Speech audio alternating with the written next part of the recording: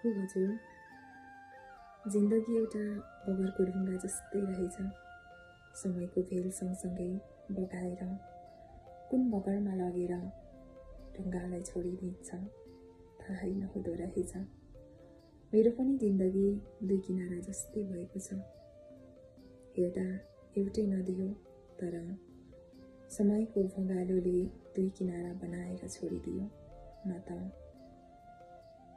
कहिले मिलन हुन सक्छ, न त चाहेर नै सँगै बस्न सकिन्छ।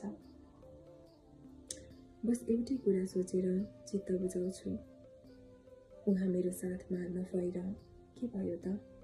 उहाँले बोलेका शब्दहरू अनि उहाँले बोलेका तिता गालीहरू सम्झेर भए पनि मन बुझाउने गर्छु। यो चाहिँ आशिष लिम्बूले भन्नुभएको छ। सबै हजुरको भिडियोहरू हेर्ने गर्छु।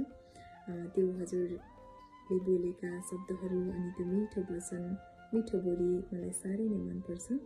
मेरो लागि पनि एउटा भिडियो बनाइदिनु होला है भनेर भन्नुभएको छ। मैले भिडियो बनाइदिएको छु आशिषजी, कस्तो लाग्यो सल्लाह सुझाव दिनुहोला है त।